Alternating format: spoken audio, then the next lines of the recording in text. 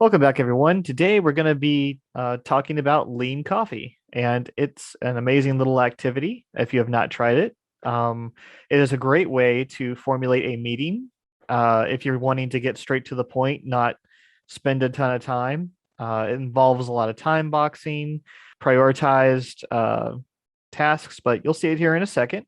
But don't forget to like, share, subscribe. And we got Jeremy and Tim Nolan here again with us, Jeremy Hancock. And we're gonna jump in here and just get right to the rules. Or actually, we're gonna start with the story. And this actually template is on the Miroverse. It was made by Richard Kasparowski, I believe I pronounced that right. And but there are tons out there. One is I say tons. There's like three, but there's one by Michael De La Maza and also one by I don't know if I'm gonna pronounce this right. Sfera Cooperative because and I've actually combined Richards and the Safari one together in this particular template so that to bring kind of some of the strengths of both together.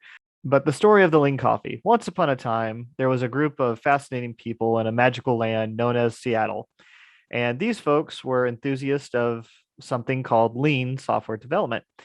They were so excited about it that they wanted to meet together and frequently to have great conversations about this topic. And since they were interested in it so much, their topic being lean, the word lean is in the title of their regular meetup.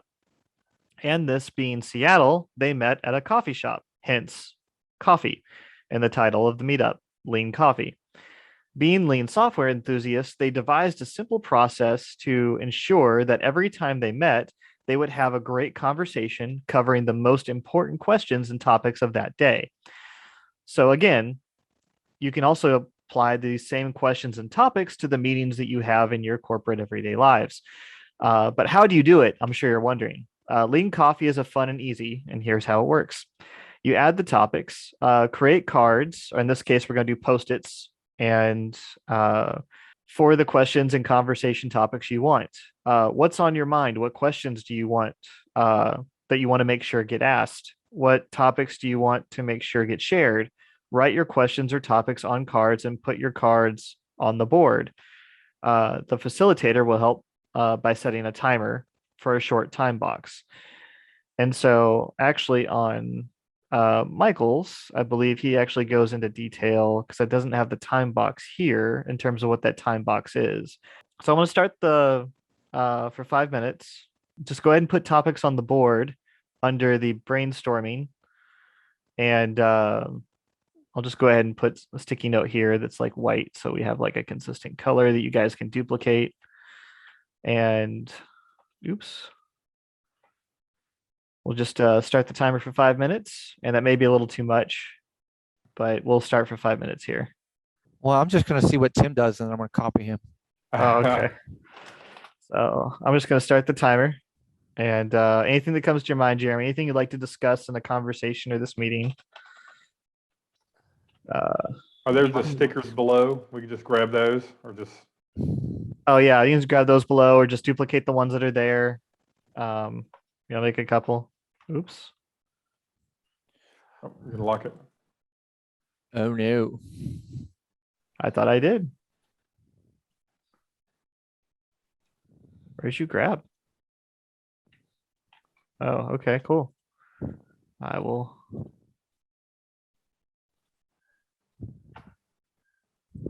I'll always be sure to have your stuff locked down. Forgetting my own rules here.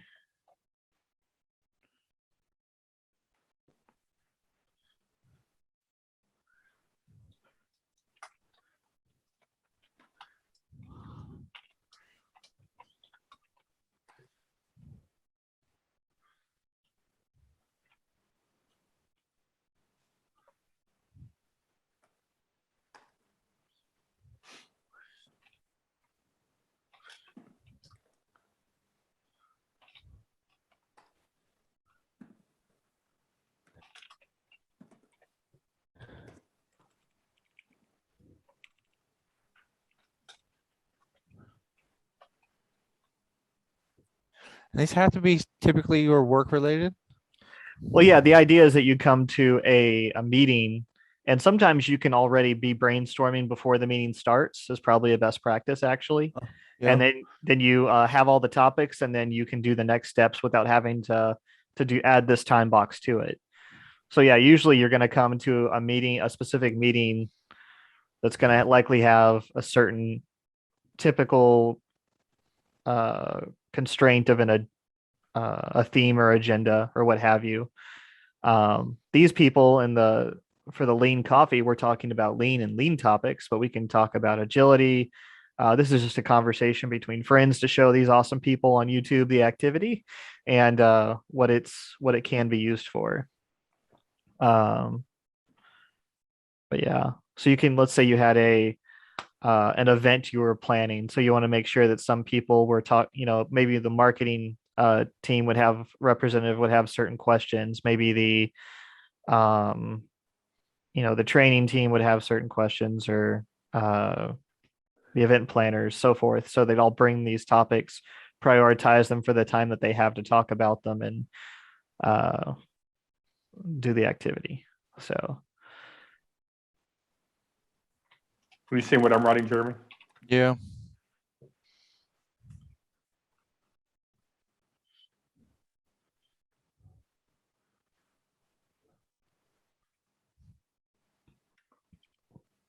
I know a little side story. I've spoken to Jim Benson before, oh, really? Yeah, absolutely.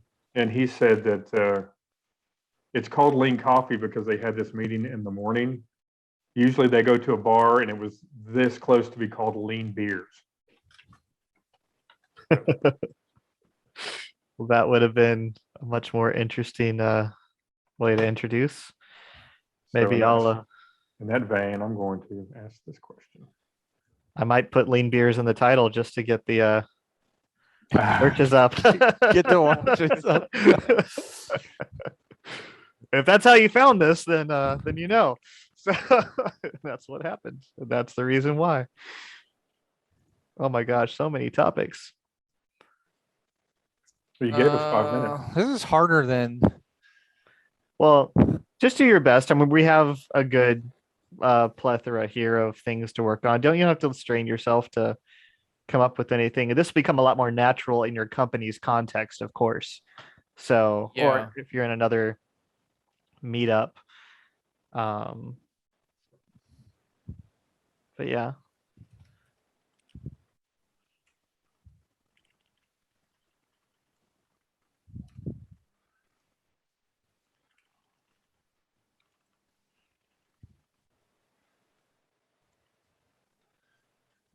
Shout out to the crew there. Right. This can also be used to facilitate those as well.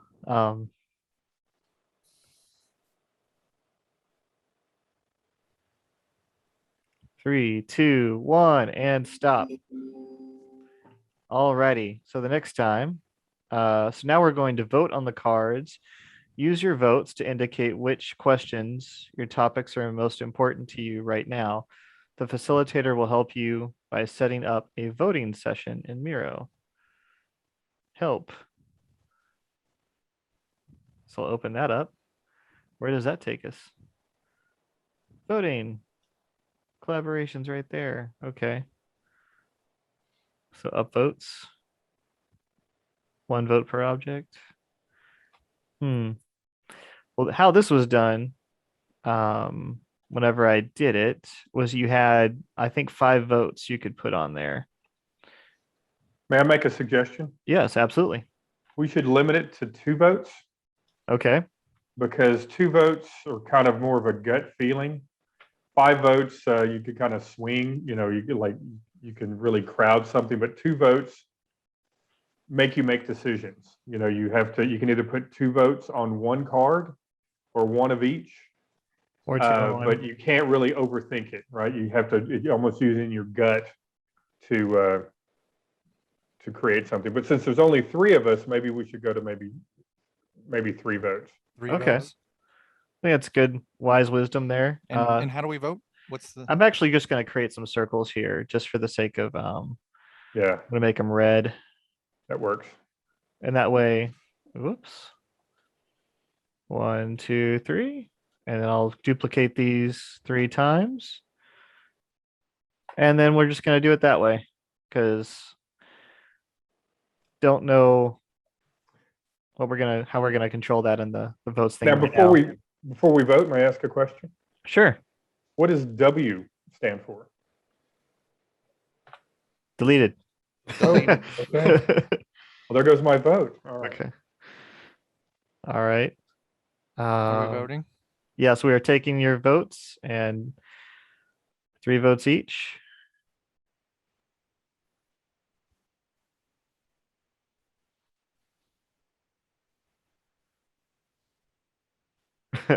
All the votes go beer.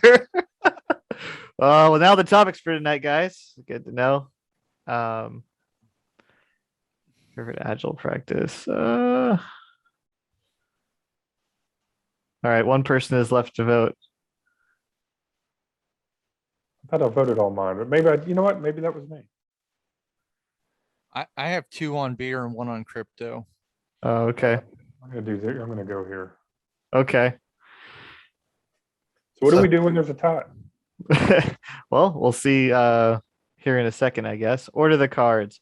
Order the cards vertically for the most votes at the top to the least votes at the bottom. Note that this is a one-dimensional stack ranked list of cards. If there is a tie, the people's ordering of the cards is decided to break the tie. So we're ordering them now. So what I'm going to do is I'm going to bring them over to this agenda over here based on where they are. Totally lost a vote there. We'll just bring them over here and we can, what do you call it? Obviously, that's kind of the priority, but what do y'all want to talk about first? Beer or agile practices, favorite agile practices? I would say let's start with favorite. I'm going to vote for agile practices. Then we could talk about beer, and then we could talk about what cadence is that what that one says? Company on a cadence, yeah. May I make another observation, James? Yep. So we're only going to talk about these 4 things. So how many things are we not talking about? A ton. At least 10, right? Yep. 4, 11. This may be a little harsh saying it this way because, but you know, since this is lean and lean, part of being lean is minimizing waste. We are not going to waste our time with any of these cards, right? We're going to focus all of our attention on the 4 items in our agenda. Yep. That is the point. And if we, of course, if we finish our work, you know, finish our work in progress, we can always bring in more. Sure. So, but maybe we're done with the conversation by then. Maybe we want to extend it longer. Maybe we get done sooner, but we'll see as the activity progresses. But it's an excellent observation. So, yep. So, Jeremy, do you agree that favorite agile practice first over beer, or do you disagree? No, I agree. Okay. Work before pleasure, right? That's a good point because we're going to get back to work again too. I feel like Tim's already got beer somewhere in there. So yeah. no spirits tonight.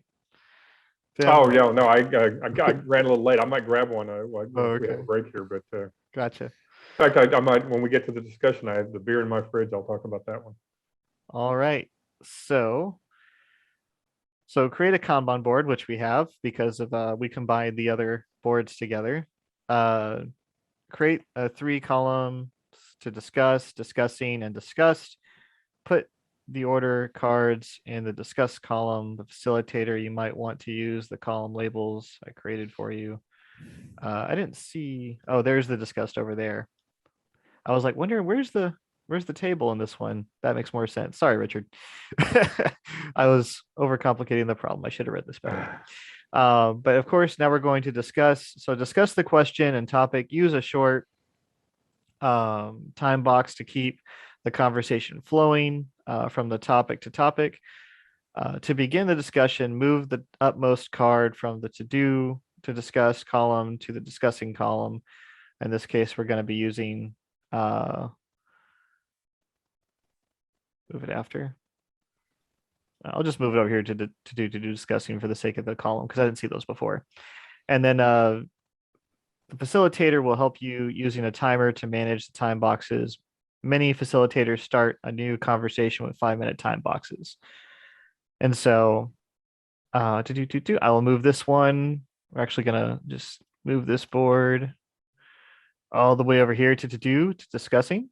And I'm gonna start the time box for 5 minutes. What they said? Yep, 5 minutes. So Okay. there we go. 15 after 10 or 5. So I was the one who wrote that card. Yep. And so I'm kind of curious because we've gone through a bit of a transition, but I just wanted to hear from the group here what they thought. What do they use? What do they prefer to use? And I'll tell you what my favorite practice right now is mob programming. We started off as a Scrum shop. In my we have an IT department that has an app dev team.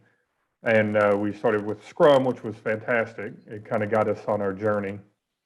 And but we kind of got tired, I guess, of the ceremonies, the prescriptive nature of, coming up with a sprint or time boxing a sprint, and setting up meetings around a 2-week cadence. That's what our 2-week sprints.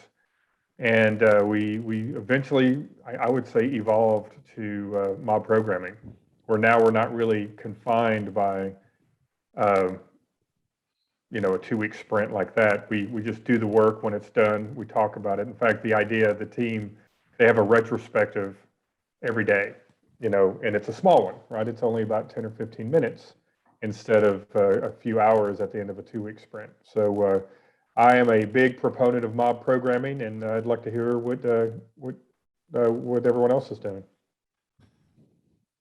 So GM just announced just a few weeks ago that we are shifting more towards like being a software shop, and so we have like I believe it's 8 million or a billion with the B dollar goal in revenue. I want to say that's by like 2030, and I think it's even before that. So a part of that has been this reorg that is kind of naturally occurring right now. And so my team is an ideation labs team. So we're working on prototypes, and we work with the global innovation group. And we have been struggling with the fact of needing to pump out prototypes for demos rather quickly. And I haven't heard of this mob programming. So it's definitely something that, given just basically what you just said, I think something that I should look into more to try to implement for us, because what we're trying to do, or what we're doing, like following Scrum, it's working, but it's a bit painful. Well, so what mob programming, you get together, the whole team works on one task at a time. Sure. It's swarming. And the way Woody Zuhl, who's kind of the author or the sort of creator of mob programming, he likes to use a term called turn up the good. So if one of your developers was working on a task by themselves, not pairing, or maybe even perhaps pairing, you're going to get the best of them, but you're also going to get the worst of them too. But when you swarm or pair, right, if you have more than one working on the same task, which seems counterproductive to many managers, but in development world, this makes total sense, is that they watch each other. So you have somebody they call a driver that's keen in information, writing the code, and you have navigators behind them telling the driver what to type. And what they do is they write clean code the first time, usually, or rarely do they write bad code the first time, because they're already present. The whole team is there, and they'll catch the mistakes as they're made, and then they would enhance. Oh, well, why don't you try it this way or try it that way? It's really amazing, and the team loves it, because they all get to participate. It's kind of like we used to do well when we had all hands on deck, but there was always a panic behind it, like, some failure or something that Right. we had to. Well, now it's kind of this all hands on deck, but without the panic, and it's really it's helpful. How about you, James? What I'll do y'all work definitely. on? I'm not currently in an agile context, but I'd love to discuss that maybe in another time. Because I'm not currently in that right now. But I love visualizing work. I feel like that helps things a lot in general. To be able to have conversations and something I'm really passionate about. And obviously playing games. But Boom. um anyways, so I guess that is discussed. Do we want to continue talking about that? Or you've got thumbs up from Tim. Jeremy, you want to continue? Okay, Oh so yeah, now we can continue. Sure. what we do is we have the time box, which is going to be 2 minutes 30 seconds. So I can type it in here and we continue discussing.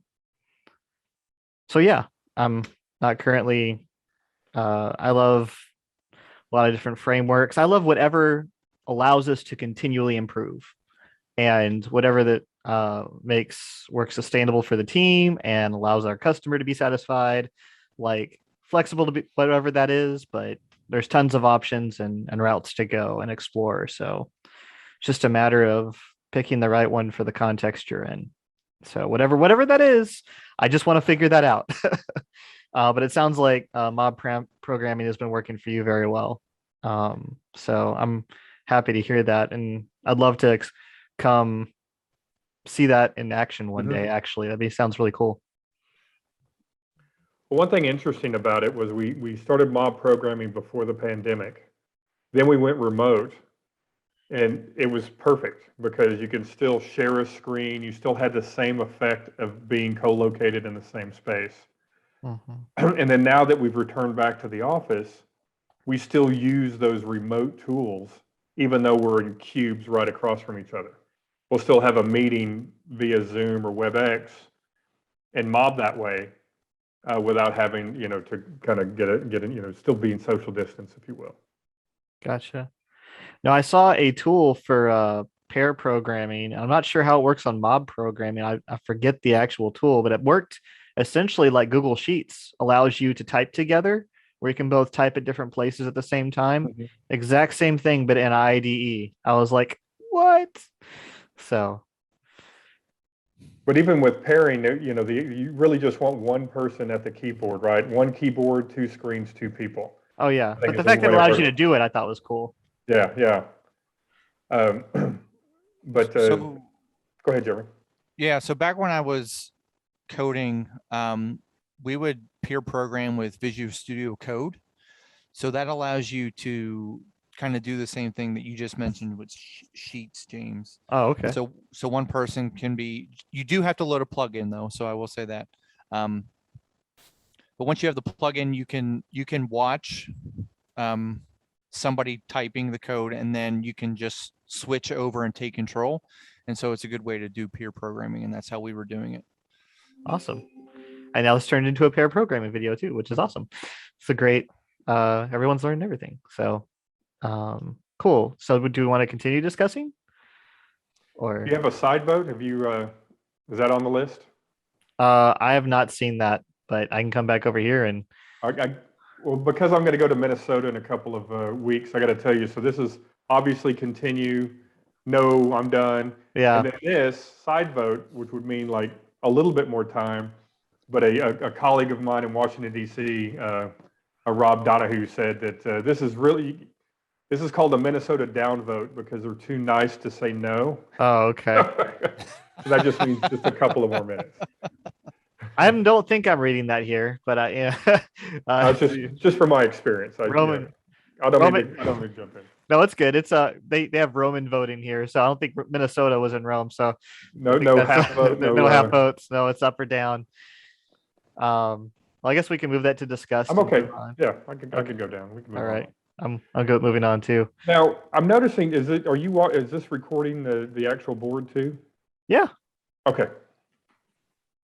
I don't know why I keep trying to grab the wrong thing though. I don't know what I'm doing. All right. Discussed, and I'll put a timer for 5 minutes. And Beers. I'll let you start on that, Tim. Yeah, I guess so, yeah. I guess I got lucky. The two top, Um, the beer in my fridge right now is called Tommy Knocker. So I'm a huge fan of craft beer, and I love whatever regional beer I'm located at. So I wouldn't say I have a favorite. Well, I guess I do have a favorite, but the one in my fridge now I got from Colorado, the Denver area. It's called Tommy Knockers, and it's a maple It's brown actually from ale. Idaho Springs. Yeah, exactly. That's exactly where it's from. So do you know it? I've been in that brewery actually. Fantastic. Been What there, would you done that. think? Did you like? I mean, they have a whole collection, but the maple brown has always been my favorite there. Yeah, I was a big fan. I distinctly remember something that they had with a like a chili pepper, like a chili flavored beer, Yeah, I think I was. Yeah. which I was a big fan of at the time. Okay. No, I didn't try that one because so they've had Tommy Knocker for a while. I'd say even 15, 20 years ago, and I would get it. And then when I went recently, which was just I think this last summer, I saw the chili beer, but I had just one. I've never tried any other beer there. And we were just passing through, so I just made sure I grabbed enough to get me by because I don't think you can get it around here. Hope you don't get stopped on the way home enough. Like, Yeah. I didn't have anything over. It was back there with Gotcha. the kids. So Sounds better. Yep. but no, that's my one of my favorites. Another thing that I'm excited about is have y'all had Yingling yet? Are you familiar Yes. with? So that recently made it to Texas, and it was always an East Coast beer. Did you know that? So I grew up in Pennsylvania. Oh, yeah. So tell me then, is it really kind of a cheap beer, or is it really a good beer? It's good to me because it was so, like, what's the saying that the Hartgrove Sonder when it's unavailable to you. So I've always liked it every time I go East Coast, but I never had it enough to know that, well, maybe it's not that good of a beer or not. What do you think, Jeremy? I'm a big fan. Have always been a big fan. Good. Funny story. I was just back in Pennsylvania in August. When I left, I had plans of grabbing a couple cases. Didn't do that. Got to Arkansas, realized that, damn it, I forgot my beer. Then, like the very next week, I was in HEB, and there it was. Yeah. So I was like, perfect. I didn't have to worry about it. I think they're brewing it up here in Fort Worth. That's right. They had a big news story on it because I think it's over 200 years old, the brewery, right? Yeah. And they had this dusty old book, which was supposed to be the recipe, and they had this ceremonial handoff with armored cars and all that stuff. When I loved it. It's fantastic. I heard about good. That. I'm glad to hear that I think it's a good beer, but I haven't had it enough. Absence makes the heart grow.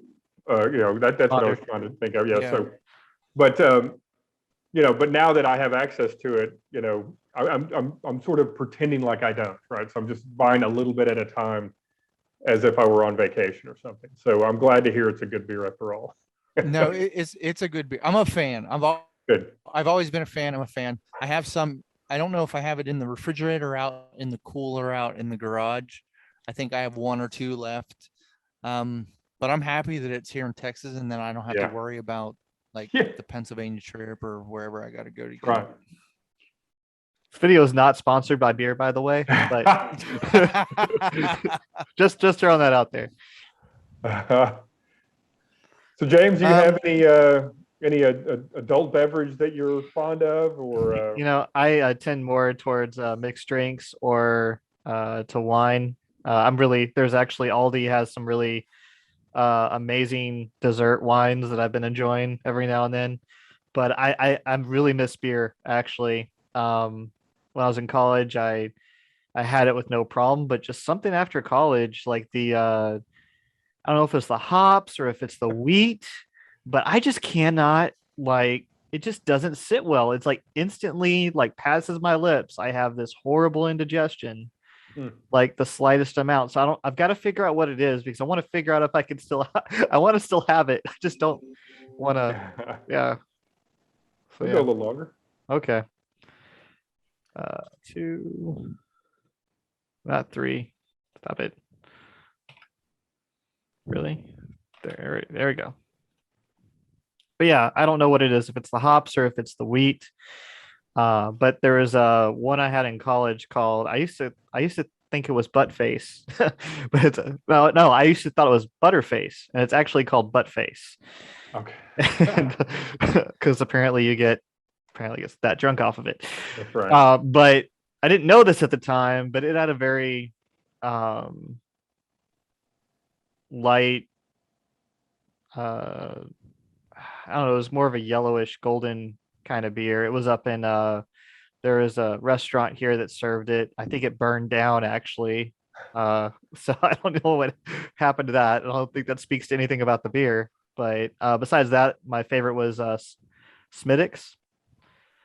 I hadn't So heard that one. it's Oh, a that's or isn't that Smithwick's. Irish? Yeah, it's an Irish beer. Yeah. I haven't tried that in a while. But I'm afraid to try it again just because I don't want to like no. If your What about you, favorite goes Jeremy? down. So I'm a what's the name of that brewery out of Houston? Carbosh. Um, the guys that do Crawford Bach.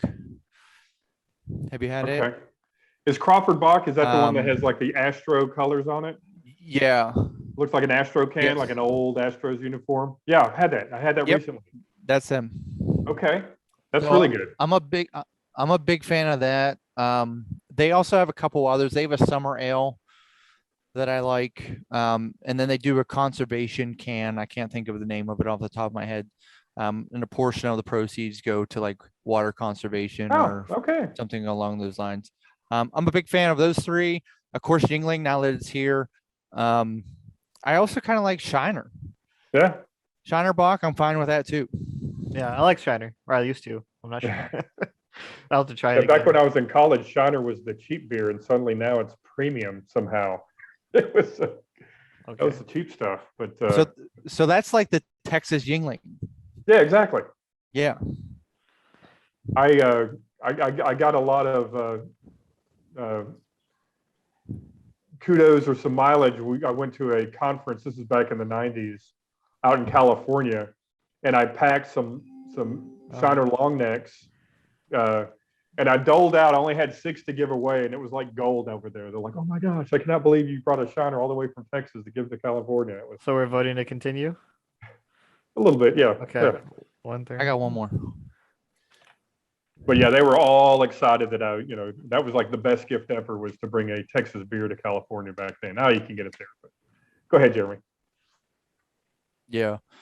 In terms of liquor, I'm a tequila guy and bourbon as I look at my collection up there. Yeah, Tequila and bourbon are my go-tos. yeah. What tequila do you drink? Um, I can't read the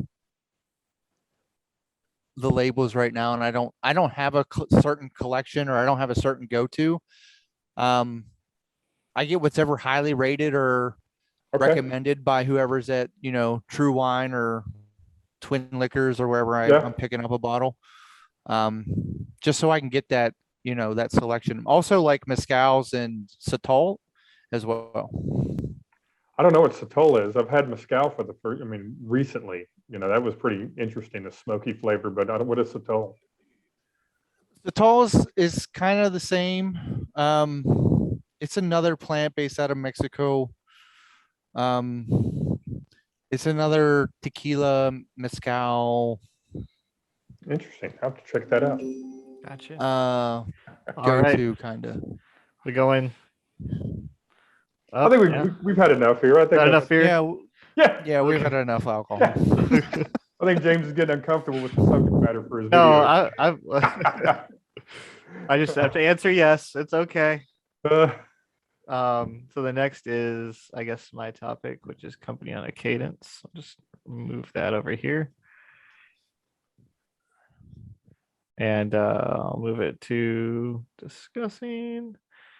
and make it 5 minutes again. I'll just start this off. All right. So company on a cadence. We all know Scrum. We all know that we've probably know that the sprint is like described as the heartbeat of the organization or of the development team in Scrum specifically. But if you could get the organization, the entire organization on a cadence, on a sprint, and they don't have to be all aligned, although in my head that would be somewhat ideal depending upon how things go. But I just want to see this. I want to see it happen. And I want to see like a company try to do this and to where, the priorities are going to come down. They're going to come down in 2 weeks. That there's a time for things to change. If there's a huge emergency and something has happened, then that it's not, it's a big deal. Let's put it that way. If all your priorities get wiped out from, the time box that you're working in. So I think that that's pretty huge. I think that I would love to see that pulse of an organization to see how it could perform against its competitors. So it's a dream. I have it. I'm not sure if that company exists, please reach out. But yeah, I would love to be a part of that or help you. If you're looking for that, give me a call. I can help you create that. But yeah, what are your guys' thoughts? Do you think it's possible? Have you witnessed that? Are your organizations currently doing that? Jeremy's like, nope. So now, No. just to kind of paint the picture, so you're talking if you're a company that has like a sales department, marketing department, as well as a development arm, they're all on the same cadence. Ideally, there might be like most of the departments might be on the same cadence, but let's say organizationally, like the leadership might be on an off cadence, Okay. so that they could try to make sure they have room and time to bring stuff down accurately to the next sprints of the organization. Build the backlog. Yeah. So all right. Yeah. And communicate downwards. That's my. Why would Jeremy? No, my company does not do that. Okay. Well, that's cool. No, I work for some of y'all that might know me. I work for a local government, so just even a local government having a dev team being agile is very unique. Much less, by definition, governments. It's very difficult for governments to be agile because of the way they do business. We work on a 1-year budget cycle, so we can't even be agile enough to order stuff during the year. We have to plan, budget, and then hope that it gets approved. Yeah. But that's what I love about the app dev team is we don't really buy stuff, so we're not really tied to that giant cadence, right? That annual cadence. So we can move a little more flexibly. But yeah, that'd be it sounds like a dream, James. Yep. So that's pretty much it. Jeremy, you have any thoughts? No, we don't play that game. I mean, I think group to group, we're on different cadences in terms of, length of sprint even. So, and that's just within my group. If you get outside of my group, I don't even know what you would get into or what you would see. Yeah. I mean, that's the ideal world, right? And so I've taken multiple safe trainings and, they talk about, PI planning and those sorts of things. And I would love to see that like actually work in a real world environment. And I've heard that it does happen, but I haven't seen it. So it's the unicorn to me. Yeah. But I just would love to see that the pulsing of priorities, the communication and what that would bring. But yeah, I don't know. Organizational development's really, and how people are structured is really fascinating to me. So as I'm sure it is to you guys too, because we're all here, right? So well, I was recently in a visual management course, and they kind of lean toward this. Not so much a cadence. I mean, I guess you can call it a cadence, right? It's they have this notion of an obeya, And Obeya means like a place that you can enter and get all the information that you need. Mm-hmm. And James, you mentioned that you were I want to go continue. a Okay. little bit long, yeah. Yeah, a You little bit longer. mentioned you were kind of into visualizing your work, and the class that I was in, it wasn't about software development. In fact, often the example that they used was a company that built a hospital in Staten Island, Mhm. and they used these visual techniques to get work done. So it wasn't about writing code; it was about laying a foundation and getting, coordinating purchasing, and all the subcontractors and things like that. And the best way to do that was to have like a central command that had all of the information that you needed, and that would change probably project to project. So you have to be that was the agility of it all that I enjoyed, was that this works for building a hospital. It also works for, writing, building a website for your company. And putting the necessary content there. It's the idea that any manager, any staff, anybody could come in and understand, like, maybe if you walk into this space, I guess now it could be a virtual space. You just have your corner of the space that matters to you the most, and maybe you glance and see what the other folks are doing. But it was a nice way to bring it all together and let it radiate all the information necessary. I think that would be, even more, hopefully your nirvana, the I can just walk in and get what I need when I need it, Yeah. all at once. And I think that's doable. I mean, all you have to do is visualize the work that everyone's doing. Don't let it hide in Jira or hide deep in some software somewhere. Get it out there, make it simple enough that people can understand it when they walk in, particularly the folks that are in charge, because they don't care about the details. They want to see, how much money am I saving? Where's this moving? How much money I'm making? Those types of things. And you can do that in a visual way. And it's, that would be, my ideal cadence would be that one space that everybody can go and get the information they need without having to ask anybody. Yeah, I feel like that's the next level. Like maybe that's the first, but maybe that's the first step too. I guess it just depends on your context. But yeah, that'd be great. If that's where you want to be, start there, right? That's the easiest thing to do. All the other stuff to get in there, trying to coordinate a cadence and, like getting everyone to kind of, that may be too difficult. It's just often the simplest is the best way, and just by visualizing the work and letting everybody understand what it is.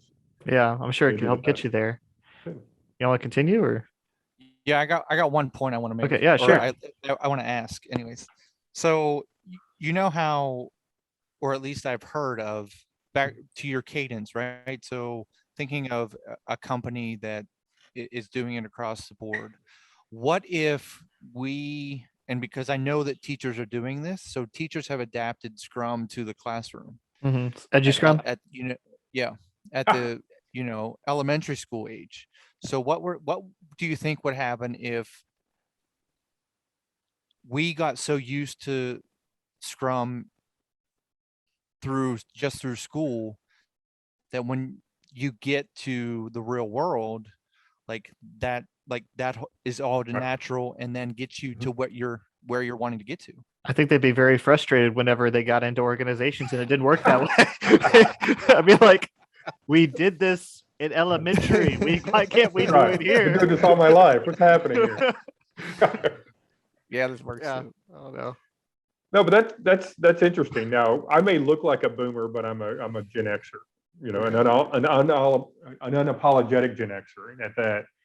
And what excites me the most about younger folks is they seem to want to work in teams already, which is a little bit different than I think my generation was. So maybe you've got something there, Jeremy. You've got folks that are, already wanting to work together, because that's the way it's been their whole life. And yeah, if you just introduce a couple of tools like visualizing your work, or like even a simple Kanban, that could go a long way once they're ready to hit and people that make organizations miserable, well, they'll be dead someday, so right. maybe it's time to change it when we can and not just inherit it forever.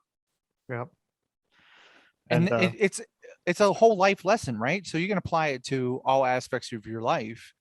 And if you're doing it 40 hours a week, I think that's a skill that people would come out of, school with to carry them forward instead of whatever I learned when I was in elementary school that I don't remember now. Right. Exactly. But if it was consistent through school, I think that'd be amazing. I think that would be amazing for the next generation. I wish I used Kanban to take care of my homework. I'd be a lot more excited Yeah. whenever I got it done. I gave a Kanban presentation, a personal Kanban presentation at a scanner. Well, they enterprise content management, like a records group, and I was just explaining Kanban, and I got this question. Some lady was just sitting on the floor, and I knew who she was. She was the city secretary of the city of Louisville, and I go, yeah, what question do you have? And she goes, how come I didn't think of this? And that's what I loved about it, was it's so simple that, that at least a Kanban, something like that, like what we're discussing for children, it doesn't have to be, so detailed, right? It could be as simple as, 3 columns to get some stuff done to show progress. And I think if you just keep it simple like that, as you move on, even now, like our careers, it doesn't have to be difficult. I think sometimes we make it difficult to make it feel like it's hard work, but often it's harder work just to follow the process and the system than it is just to keep it simple and make, just simplify life and make life a bit easier for everyone else. Always overcomplicating things. Yeah. Sure. I'd be interested to know why we do that. What's in our brain that forces us to overthink it or make it overcomplicate, like you said, Jeremy. Well, some people, and we're trying to make it simple. Other people think we're overcomplicating it. So don't ask me why, but I feel like that's the case. All right. Y'all cool with Yeah. moving on? Cool. That's discussed. And crypto. Anyone who follows me on Twitter knows I'd love to talk about this. Let's hear it. Educate us. Educate us. Are y'all? Well, I guess I'll start the timer before I start talking. But are y'all into crypto? I am curious. I'm crypto curious. Okay. Jeremy? I spent $189 on Dogecoin and turned it into like 25,000 or 30,000 or something. 25,000? Yeah. Are you joking? I'm really curious. No. Oh, okay. Gosh, man. I made about 600, but I don't think I made that much, but you should have held on to it because the Flare network is about to launch, and the Flare network is actually going to take a lot of existing tokens and their liquidity, and it's actually going to put it to a use instead of them just holding on to it. So now you can add them to nodes and earn, essentially give it to somebody for loans to lend out, and then you can make interest on that just by lending it to the system. So it's going to do that with like a couple different cryptocurrencies. It's going to do that with XRP, XLM, Doge, and I'm forgetting one, Litecoin. And so it's going to take this massive amount of money that everyone's just been holding on to for the price to go up, and they're going to put it to use in this what this is called a DeFi platform, where people can come and take loans and different stuff like that. So I'm extremely excited about it. The Songbird network, which is an exact duplicate of that network, is being rolled out right now on a test network, which is the Songbird network. And so, it's like something I'm extremely passionate about. I'm already made quite a bit of money for my savings for it. I'm not going to go into how much, but it's been a good close to November so far, and I've invested in one called Gala Games that went up recently. It's a gaming company that's in blockchain, so they make pay to play or play to earn games. That's a whole different space now. It's play to earn. So man, if I was a kid playing video games, like why in the world would I waste my time on like Fortnite? Well, I could be earning money that could, all of a sudden go up in value and I can buy a new Xbox. Why in the world would I do anything else? So until I got that Xbox maybe, but it's all kind of going there though. So now we've gone from I'm going to pay for games to I'm going to pay to play, to free to play, to play to earn. Like, but we've made that transition, and that just kind of blows my mind that I've seen that in my lifetime. So, but yeah, people can now sell objects inside of games, and you can literally own those items to your account. You can move those. You'll be able to move those items from one game to another, possibly. So yeah, I think it's a really cool space, and I don't think people have any idea how fast it's developing. I've never seen a technology like we think our phones develop fast. This is like light speed. But like I see new coins popping up that replace others that were released like 6 months ago. Like it's absolutely ridiculous how fast the technology is developing. And the US sucks. Just throwing that out, guys. Congress, if you're listening, like the US sucks at its regulations about this right now and really wants to tax the living daylights out of everybody for it and is not helping us at all. But yeah, sorry. Any questions on my rant or So Well, like if someone's just getting started, what do you recommend? I mean, how do you I would download Uphold or Coinbase. And I say Uphold first because they still have or list XRP, which is one of my favorites, so to speak. Even though it's under a lawsuit by the SEC right now, for the where not it's not, but the company that created it is. But yeah, just download it, link your bank account, upload some money or your debit card, credit card, whatever they allow you to do, and just purchase one. Just put like $50 or whatever you're okay to lose, and I just want to do what watch it. Jeremy Watch did. it for a week. I want Well, to do we what all want to do Jeremy- what Jeremy did. I don't know how Jeremy got into Doge that early. So I bought Doge in like 17 or 18, Wow. Okay. and there were a lot of zeros on there after that dot. Wow. And I was just investing my dividends that I was getting in my Robinhood account. And that's why it was such an odd number of $189. So when it peaked earlier this year, my friend was sending me all these like articles about how it can sustain and how I want to keep going. Okay, cool. Go ahead. like how it can't sustain like the upward trend that it was on. And I just kept telling him like, dude, I've spent more on dates that end after a single date than like I've spent on like these coins. So I'm not even sweating it. Yeah. And when I sat down and figured it out, like it was like $189. Yeah, like what you're saying, it was like you're just playing with house money, right? This is just dividends you've earned, so why not?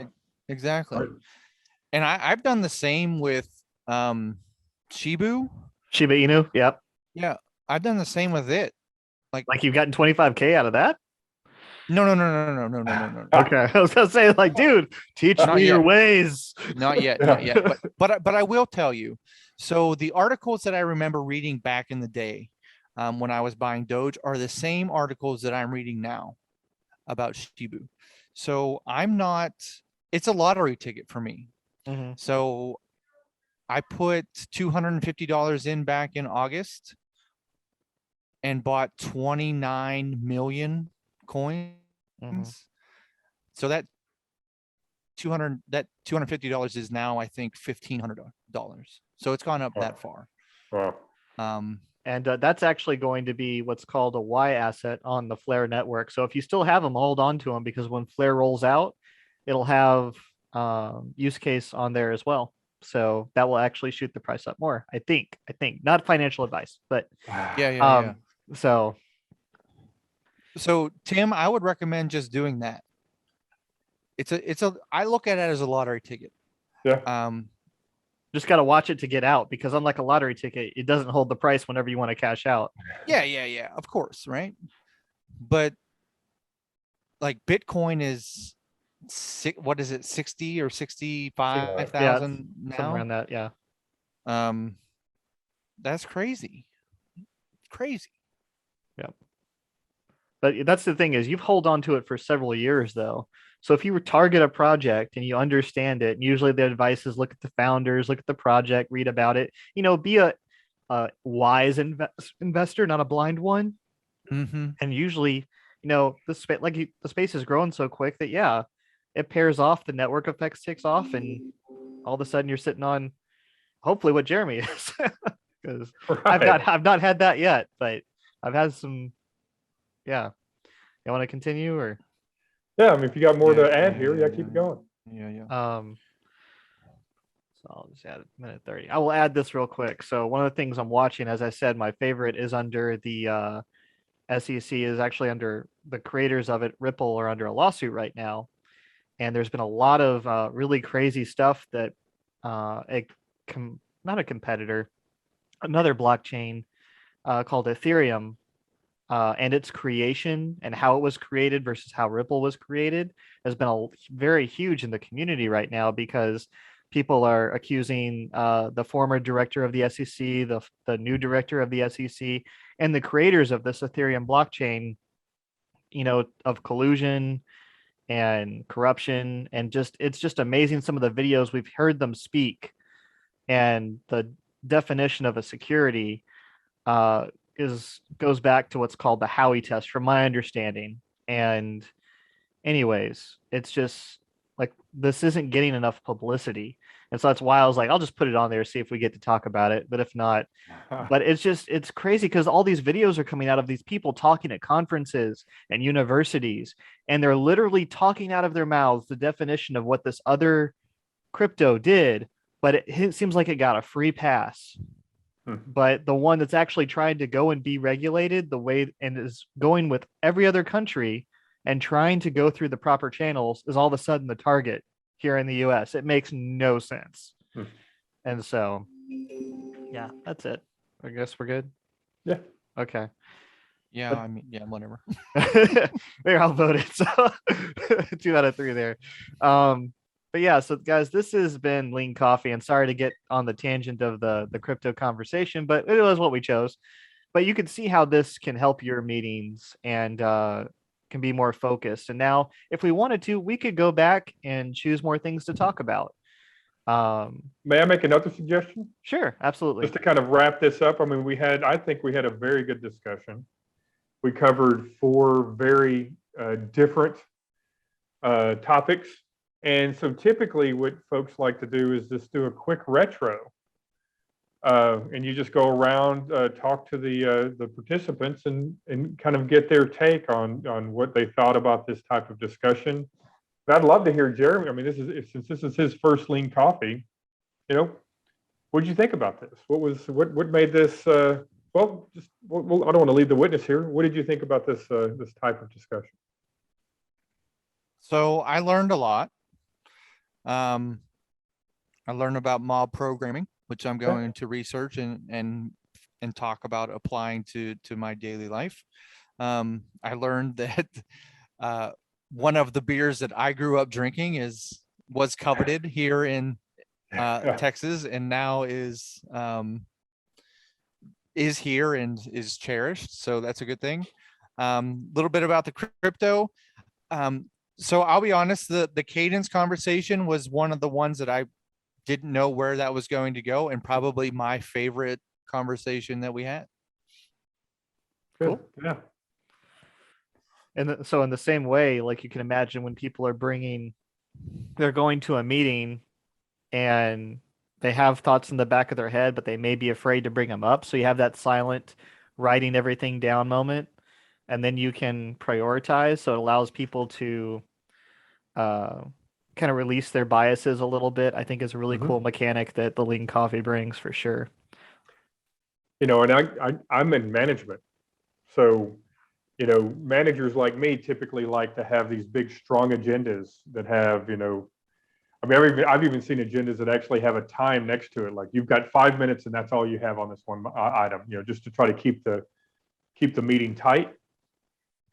And when I facilitate Lean Coffees, I really hope that there's managers in there to show that you can still get a lot of value out of a democratically decided agenda, right? We did not have any idea what we're going to talk about today until we voted.